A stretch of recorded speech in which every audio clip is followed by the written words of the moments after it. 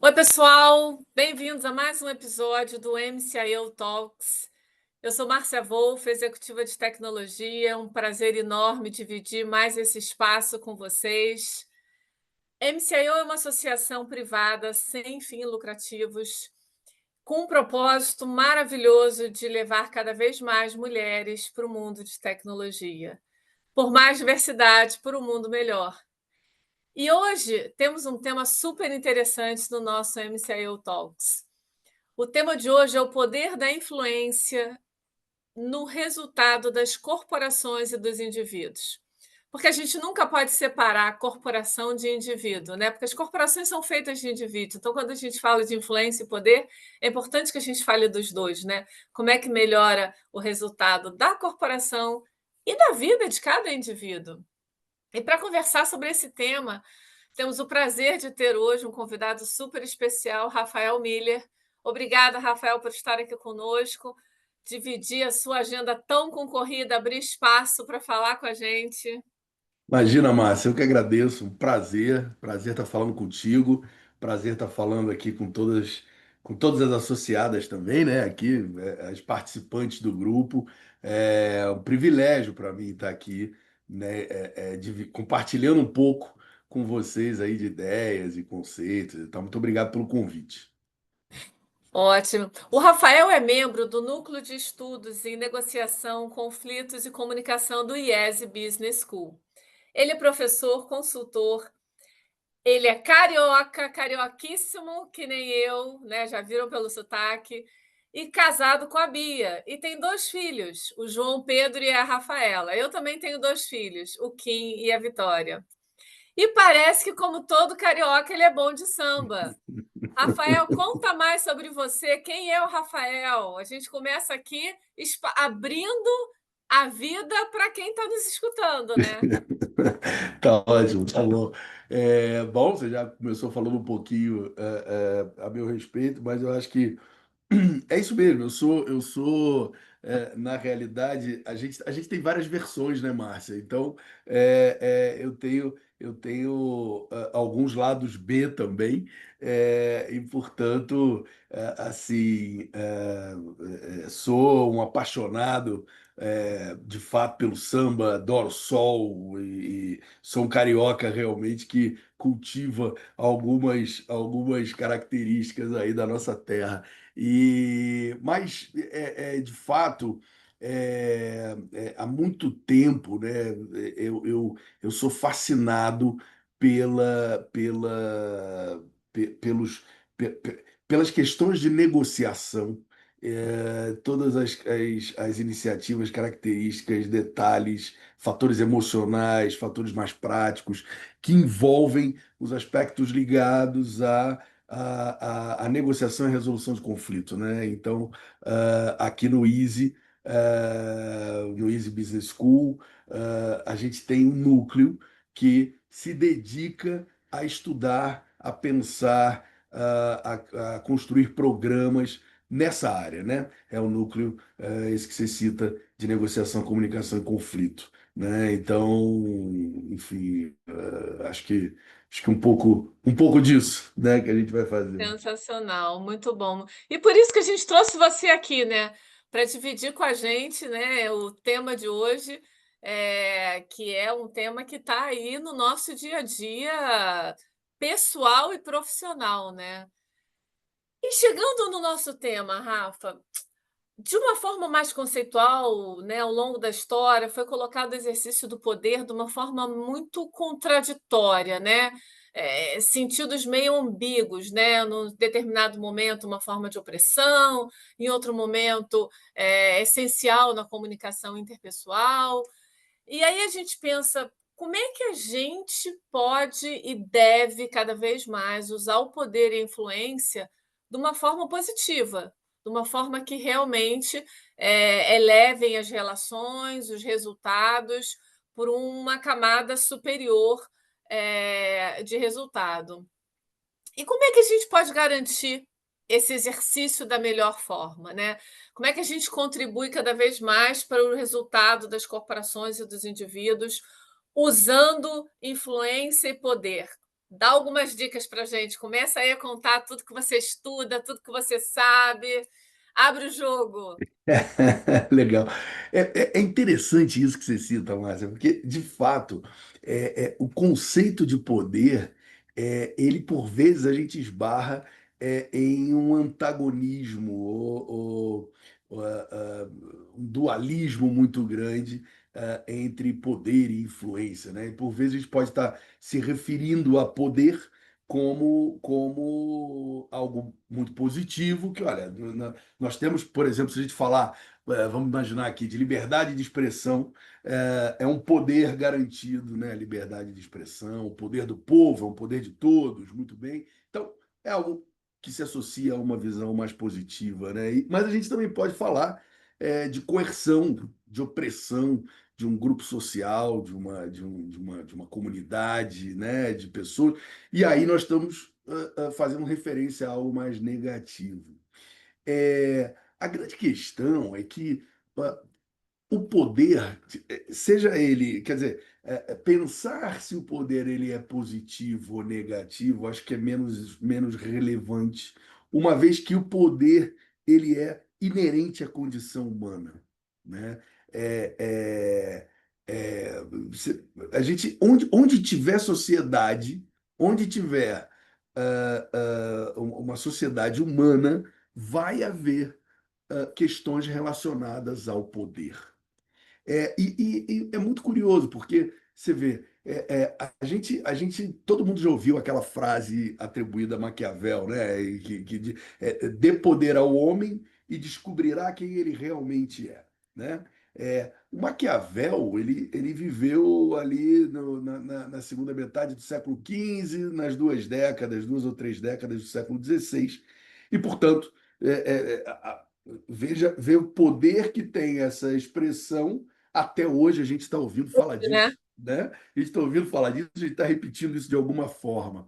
Agora, a gente poderia, e a literatura nos ajuda nisso, né? A gente poderia buscar referências muito mais antigas, inclusive, em relação ao poder. Então, para se ter uma ideia, uma das peças mais importantes de Sófocles, né? Um dos grandes autores da Grécia Antiga, né? Um dos principais autores da Grécia Antiga, a peça Antígona, que retrata o momento em que Édipo vai para o exílio e, portanto, fica um vácuo de poder em Tebas.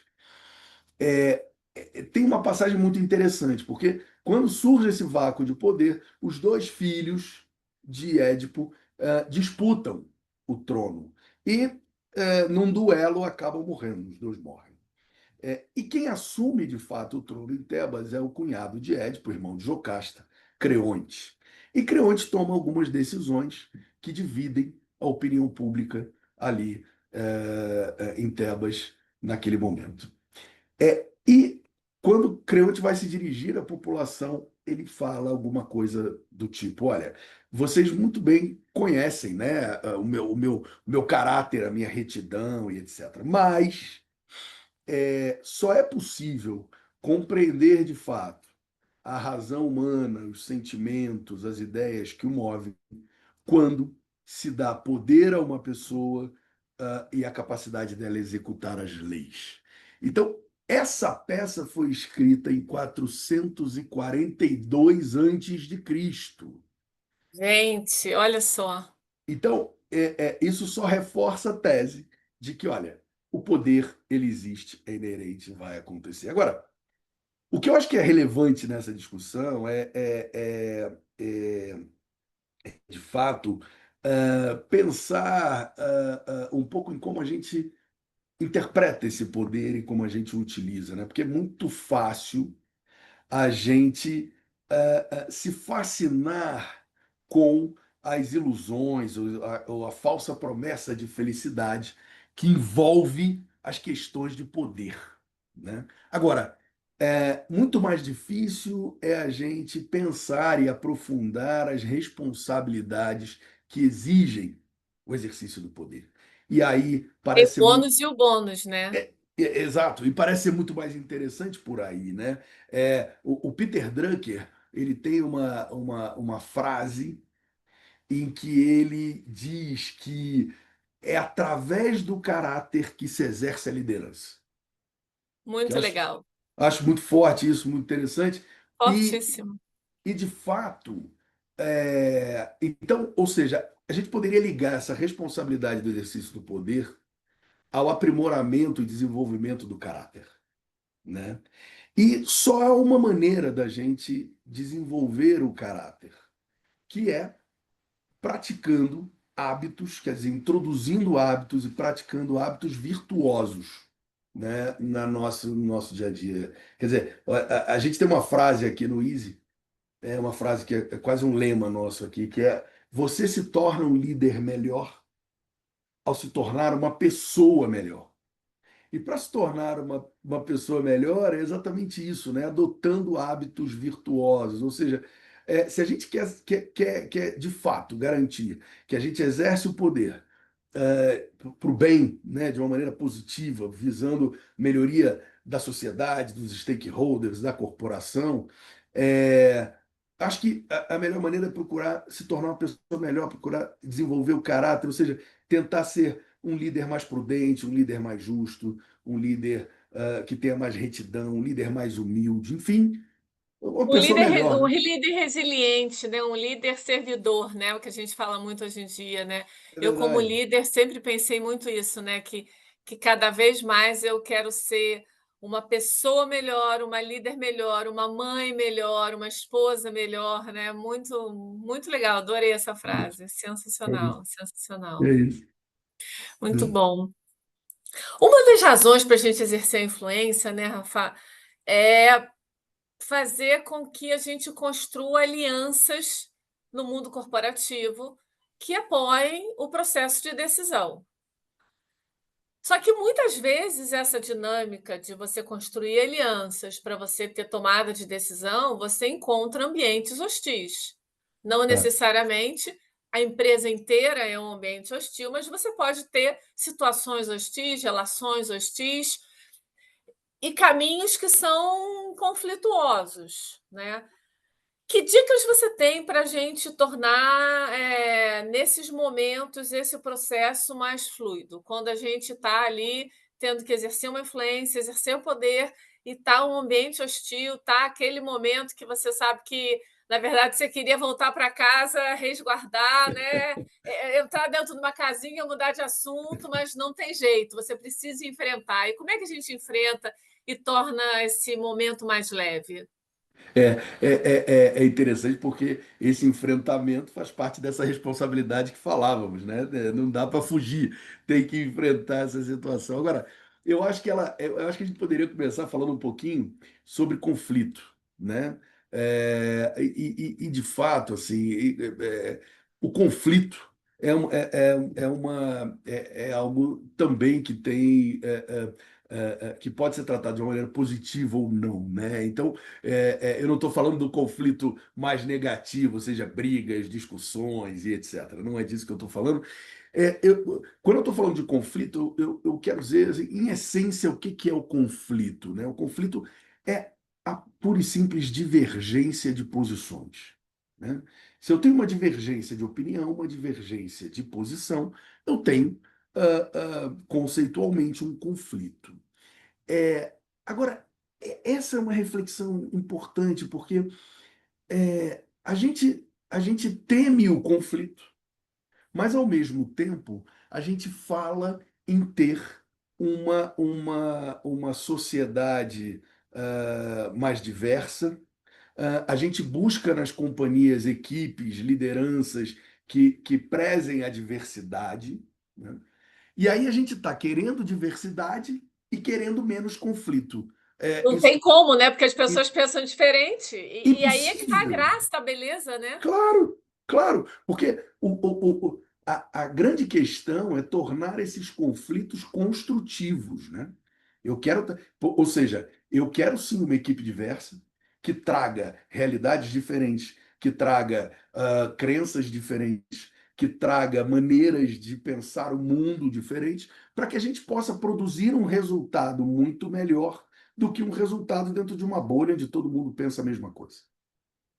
Então, lidar com o conflito é fundamental e, se possível, de uma maneira leve, como um hábito, como uma coisa que faz parte da vida, faz parte da rotina, a gente lidar com posições diferentes. Opiniões diferentes não necessariamente é um conflito negativo, né? O conflito Perfeito. ele é positivo, né? É isso que você está querendo dizer, né? Exatamente. A gente não precisa, porque tem opiniões diferentes, entrar em uma crise. Muito pelo contrário, né? Se a gente tem a capacidade de incluir a visão do outro e dali buscar uma solução que seja ainda melhor do que a solução que havíamos imaginado anteriormente, bom, isso é uma maravilha. Isso é É, espetacular. você vai construindo ideias sobre ideias, né? Em vez de Perfeito. conflitos sobre conflitos, né? Você transforma o Perfeito. conflito em construir ideias sobre ideias. Muito legal. É isso, Márcia. Então, nesse sentido, né, se a gente está procurando essa diversidade, se a gente vai ter mais conflito, a construção de alianças, ela é ainda mais importante, porque é através do processo de construção de alianças que eu vou compreendendo melhor as razões que movem as outras partes, né, de uma situação, de uma negociação, etc. E vou começando a já endereçar uma série de questões de solução, né, que podem contribuir muito com a solução final. Então, construir alianças, eu diria que é uma das tarefas mais relevantes, por exemplo, da alta liderança, né, para conseguir resolver esses problemas. E aí, eu separaria, inclusive, o processo de construção de alianças em dois blocos. Um que eu chamaria de questões de atitude e outro que eu chamaria de questões mais práticas. Então, falando um pouco desses aspectos de atitude, né, eu diria que é fundamental para querer construir aliança desenvolver um interesse genuíno pelas pessoas, né? A tal da escutativa, né? Você A, realmente está presente. É isso. Quer dizer, para ter um interesse, eu preciso aprender a ouvir, né? E a ouvir de fato, como você diz, com a escutativa, aprender a ouvir e ter vontade de ouvir, querer conhecer, criar uma espécie de um espírito de aprendiz, né? Eu quero aprender com você, o que você tem para me trazer, né? Inclusive buscando. Eu acho que tem um pouco a ver com gostar de pessoas, sabe? Gostar de pessoas. Eu quero desenvolver isso. Depois, eu acho que se você quer ser influente, você precisa ser ao mesmo tempo eficiente e eficaz. Ninguém quer ser influenciado por alguém que não tem eficiência ou eficácia. E aí, mais uma vez, o Peter Drucker nos ajuda a entender a diferença entre esses dois conceitos, né? Então, o Drucker diz que eficiência é fazer as coisas da maneira certa, enquanto eficácia é fazer as coisas certas.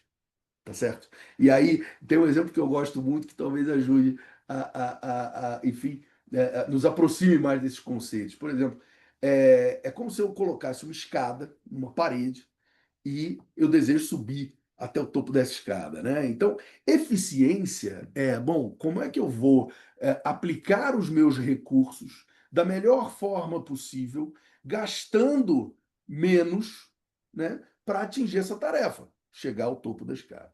Tá certo?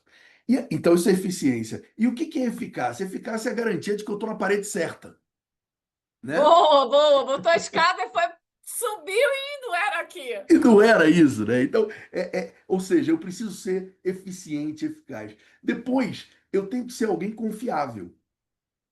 Eu tenho que ser alguém que inspira confiança. E aí vai uma provocação aqui. Eu nunca vi alguém que inspira confiança não confiar nos outros. Boa, boa. Então, eu acho que assim, é ter um desejo de querer confiar nas pessoas, investir nisso, né? Também. E por fim, ainda nesses aspectos, vamos dizer, mais de atitude, eu diria que é preciso buscar ser útil. Então, assim, como é que eu posso estar disponível para servir a essas pessoas que eu quero construir as minhas alianças, né? É, Cria aliança se doando, você cria aliança escutando, você cria aliança realmente levando algo de si para o outro. claro, sem dúvida. E aí tem as questões práticas. Então, com questões práticas, eu acho que todos que participam de ambientes de alta liderança deveriam se dedicar a construir uma espécie de um mapa de afinidade, sabe? O que que é um mapa de afinidade? É simplesmente eu tentar compreender quais são aquelas pessoas que vão ter alianças naturais comigo. Olha, são alianças naturais. E tem aquelas pessoas que naturalmente vão representar alianças hostis às defesas que eu estou fazendo, às propostas que eu estou fazendo. Eu tenho que ter isso muito bem mapeado e investir em uma agenda com essas pessoas. Uma agenda que me aproxime daqueles aliados naturais e uma agenda que me ajude a criar pontes de diálogo com aqueles que são as alianças hostis, né? Você pode até usar um desses que você tem afinidade para ajudar a criar ponte com o outro, né? Vai um para o Exatamente. outro, né?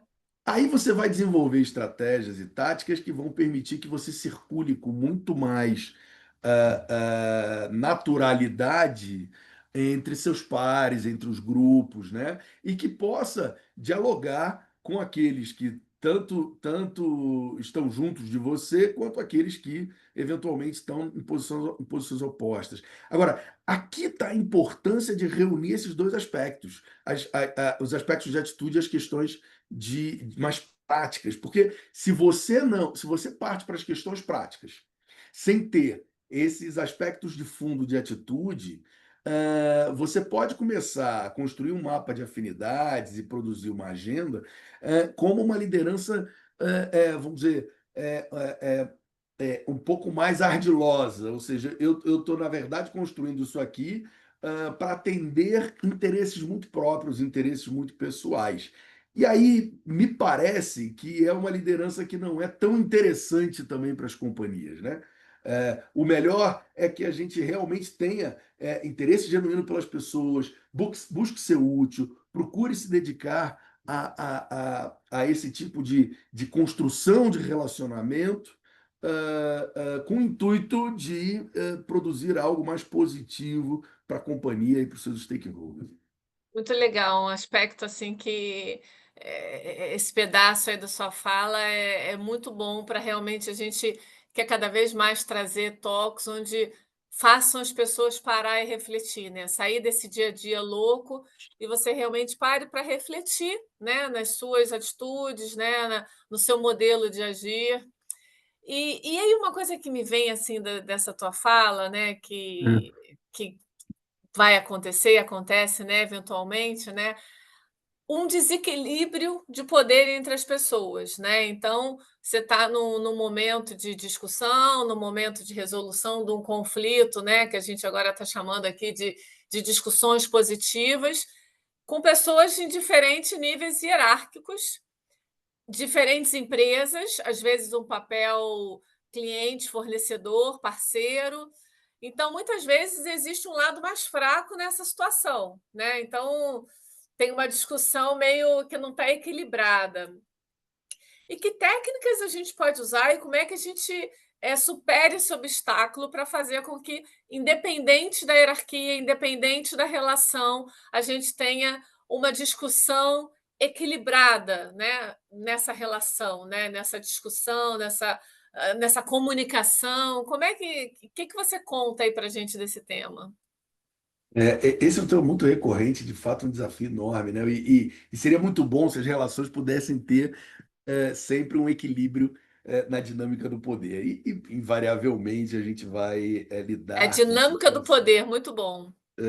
Invariavelmente a gente vai lidar com situações de desequilíbrio, né? Não vai ter jeito. E você sabe que essa é uma pergunta assim recorrente, um comentário recorrente entre nossos alunos aqui na escola e clientes, etc, né? Porque eu me lembro, inclusive, que uma vez um aluno nosso aqui fez uma pergunta de diretor comercial de uma empresa do segmento de logística e tal, e ele falava o seguinte: olha, eu tenho alguns clientes ou prospects, né? Que na realidade entram em contato conosco passam um projeto, né, um briefing do que precisam, e dizem o seguinte: olha só, eu quero saber qual o teu preço, porque eu estou fazendo uma cotação de preço e vai ganhar o preço menor, né? Então, me diga seu preço. E ele falava, pô, mas eu queria falar tantas outras coisas, né? E preço não é o que eu quero focar. Mas não adianta, ele só quer saber de preço.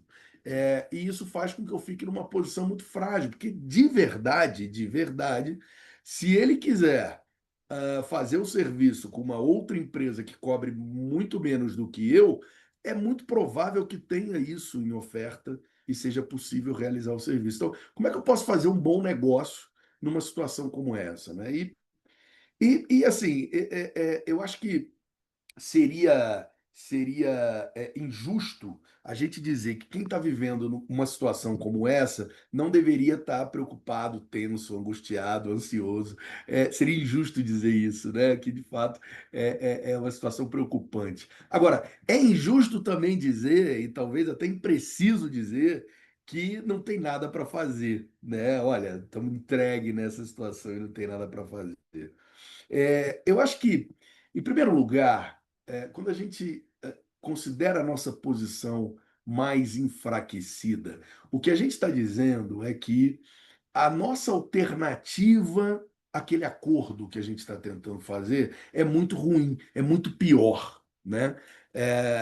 Quando a gente está falando de alternativa, vou falar um conceito aqui que a gente usa em negociação, o conceito que foi criado na Harvard Business School, que é o conceito de Batman, né? Todo mundo, de alguma maneira, já ouviu, já enfrentou, já passou por esse conceito de Batman. Aqui na escola, você sabe bem disso, mas a gente trata esse conceito como MAN, melhor alternativa a um acordo negociado. Ou seja, qual é a alternativa que eu tenho se eu não fechar esse negócio que a gente está tentando fazer? Muito bem. Então, eu estou numa posição frágil se a minha alternativa é muito pior, é muito ruim, né?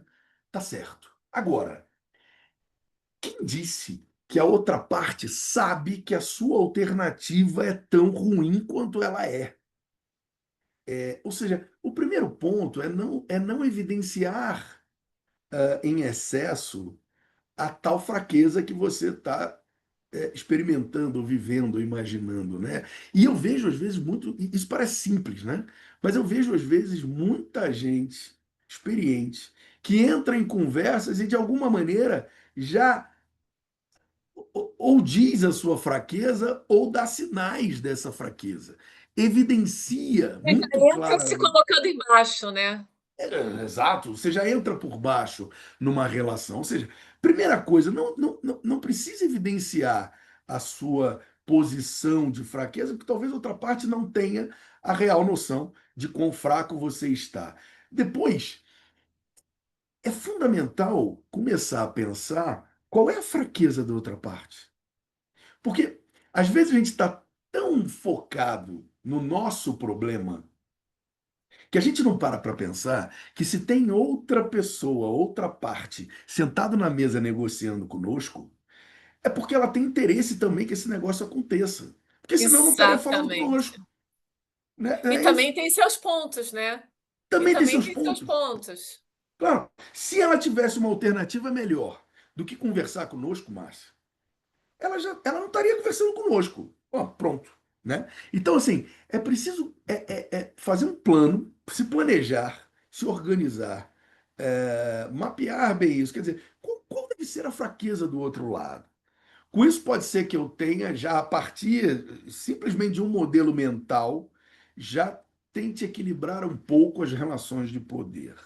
Agora, se eu estou numa situação em que, olha, não, eu só quero falar sobre preço, eu não quero falar sobre nada, esse é o jogo que eu quero jogar, talvez seja muito importante a gente voltar e rever, de fato, a nossa proposta de valor como negócio. O que que a gente está propondo? Porque a gente deve ter uma série de outras coisas para contar para essa outra parte que não preço. Ou a gente tem o melhor serviço, ou a gente tem o melhor produto, ou a gente tem uma marca que tem uma reputação melhor, ou seja, não sei, mas a gente deve ter alguns atributos na nossa proposta de valor, que esses sim devem ser evidenciados. E aí precisamos, de alguma forma, tentar trazer esta outra parte para um jogo que é mais interessante para a gente, que é falar sobre os atributos. Talvez, se a gente parte da fraqueza deles, a gente talvez consiga chegar até os nossos atributos, né?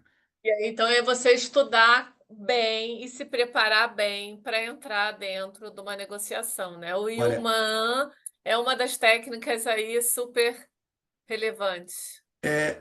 olha, a gente sempre fala muito sobre isso, né? Numa negociação, a etapa mais importante, aquela que vai fazer mais diferença, é a etapa do planejamento, é a preparação, é se preparar para uma negociação, é de fato não deveria ser negligenciado, e a gente negligencia muito isso.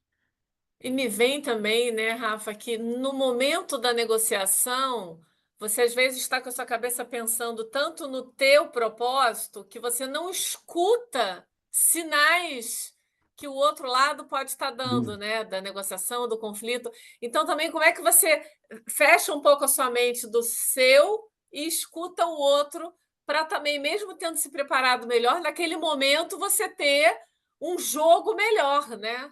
É isso, Márcia, e às vezes escutar é até uma escuta ampliada, tá? Não é escutar só com os ouvidos, né? Porque as pessoas estão dando dicas para a gente o tempo todo. Então, a mesa de trabalho de alguém nos diz muito sobre aquela pessoa.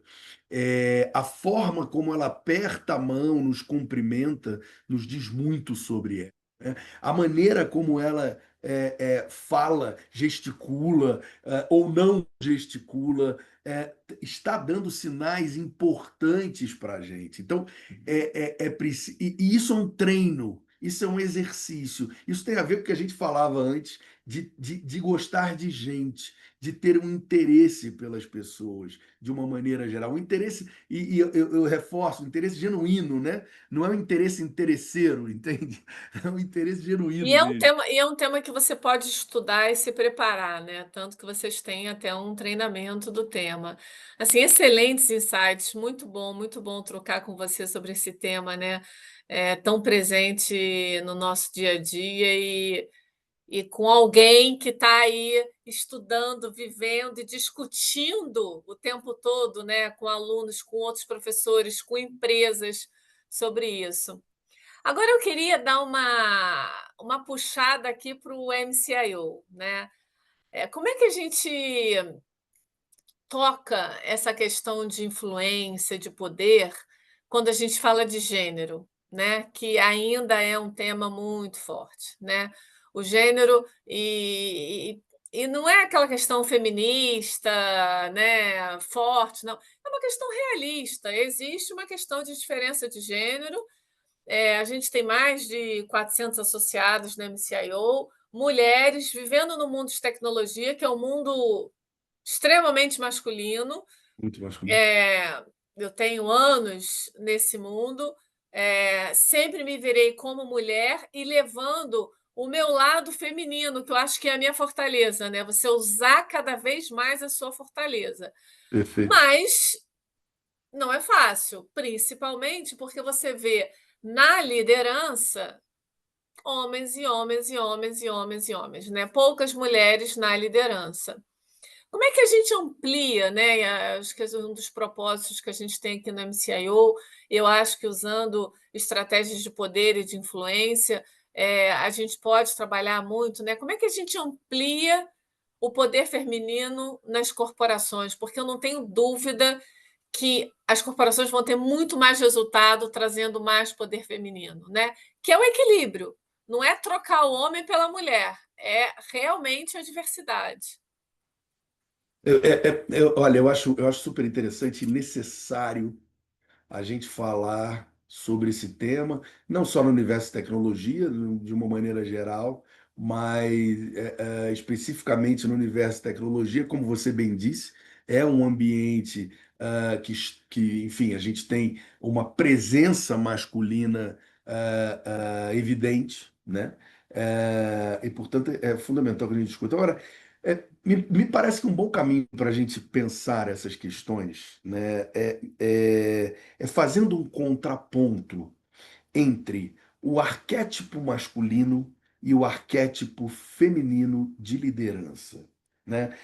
E quando eu estou falando do arquétipo, eu falo do arquétipo porque eu não estou dizendo respeito ao gênero biológico, vamos dizer, da questão, mas é, há estilos simbólicos e culturais que historicamente foram sendo associados a homens e mulheres, né? Então, o arquétipo masculino de liderança, ele costuma trazer algumas, enfim, comportamentos que são mais próximos de assertividade, objetividade, foco em resultados, por exemplo, competitividade, né? Enfim, comando e controle, né? Então, o arquétipo masculino está mais Ligado ao comando e controle. nessas questões, nessas habilidades, enfim. O arquétipo feminino traz outras, enfim, ali na mochila, na bagagem, outros componentes, né? Então, aí a gente talvez esteja falando mais de empatia, de escutativa, de colaboração, de flexibilidade, né? De desenvolvimento das pessoas de uma maneira geral. Muito bem. Durante Adaptabilidade. adaptabilidade, Márcia, tudo isso.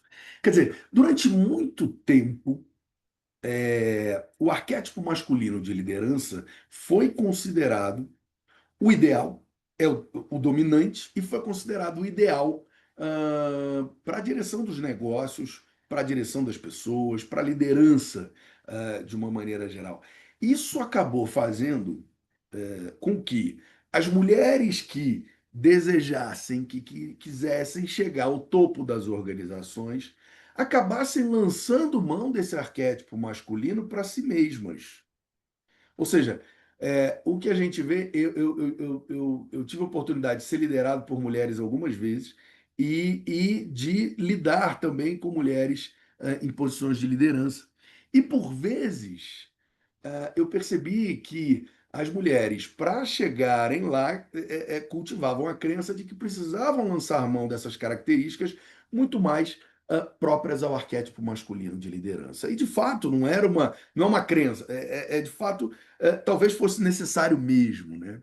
Agora, o que acontecia com muita frequência? Essas mulheres, com o tempo, acabavam, bom, desiludidas com aquilo tudo, não enxergando uma razão para continuar em sua jornada.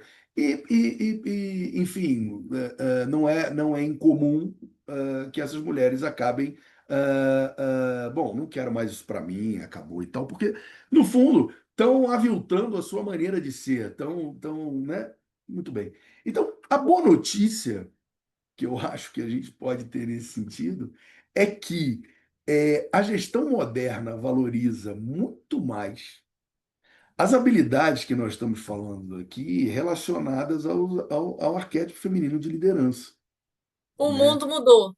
O O mundo mundo mudou. mudou. O mundo mudou. Essas competências comportamentais que erroneamente, né, foram denominadas de soft skills, né, elas, na realidade, elas são a grande força para gerir organizações com propósito, e que compreendam que os resultados corporativos virão a partir do desenvolvimento das pessoas, porque, em última instância, são essas pessoas que trarão os resultados, que se espera, os resultados Então é corporativos, né? isso, né? Você usar o arquétipo feminino que tem um poder enorme para fazer a diferença. Você não precisa ser masculina para chegar no topo, né? É, Eu sou eu uma def- CIO e cheguei sendo um arquétipo feminino, com é, foco em resultado, acelerada, mas perfeito. sim, com uma empatia, com um jeito que não adianta. Os gêneros são diferentes, né? Eu falo, né?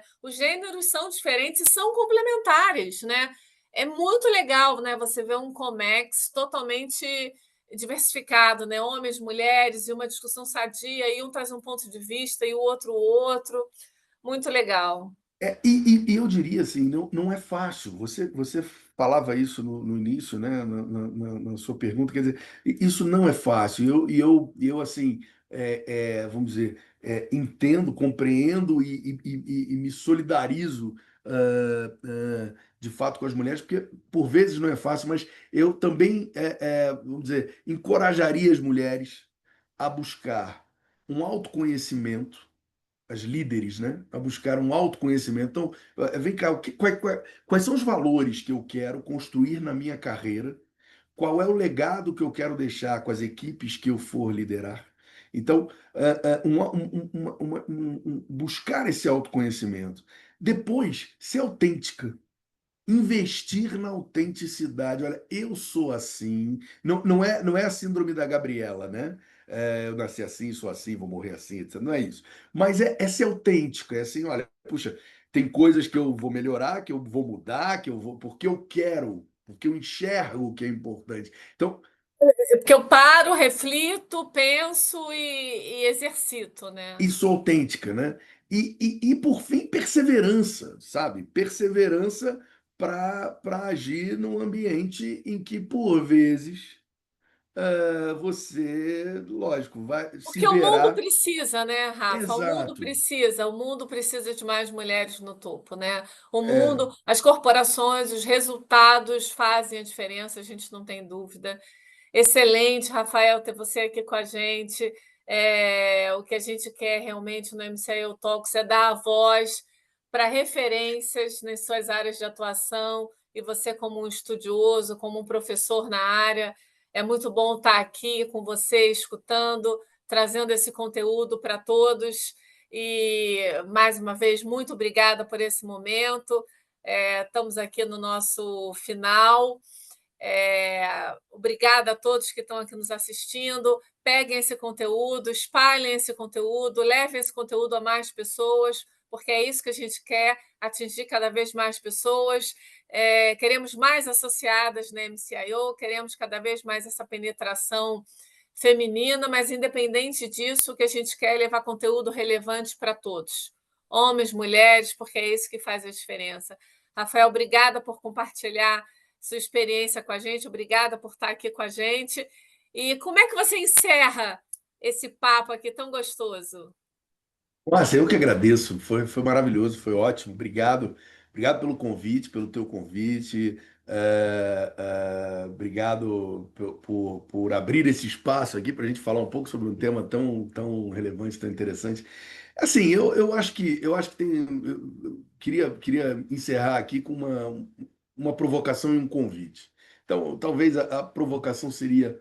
é, eu acho que as corporações de alguma maneira o sistema, né, os sistemas, né, que a gente está envolvido aí, estão em busca cada vez mais de formar gestores. Então, gestores de resultado, gestores de processos, gestores de projetos. É, e aí eu me perguntaria o quanto que a gente está preocupado em formar líderes. É uma diferença muito grande. Líderes lideram pessoas, né? Gestores gerem processos, resultados, sistemas e etc. E o quanto nós, como líderes, somos mais líderes ou mais gestores, né?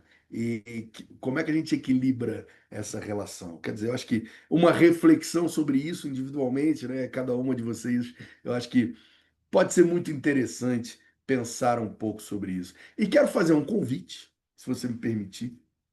A Claro! gente, no dia 16 de julho, das 8 às 9h30 da manhã, de forma online, nós vamos ter uma aula aberta com o tema Como exercer influência e obter bons resultados em uma situação de desequilíbrio de poder. Algo que nós falamos aqui um pouquinho, e nós vamos talvez explorar um pouco mais nessa aula aberta, então, dia 16 de julho, das 8 às 9h30, de forma online. E essa é uma aula aberta, que é uma aula de Bom, divulgação de um programa de imersão que nós temos, que é o Estratégias de Influência e Gestão de Conflitos para Alta Direção. Então, eu queria deixar esse convite a todos vocês. Depois, Sensacional. As pessoas precisam parar um tempo e ir para a sala de aula, precisam parar um tempo e estar aí numa escuta ativa, numa aula aberta. Muito bom, muito bom. então, mais informações podem buscar o nosso site do Easy, né? easy.org.br. E, bom, espero que possamos nos encontrar nesse dia também, vai ser ótimo. Excelente. Muito obrigada a todos. Se preparem, vem mais MCOE Talks por aí, muita diversão e muito conteúdo para todos. Grande abraço. Tchau, tchau. Tchau, muito obrigado.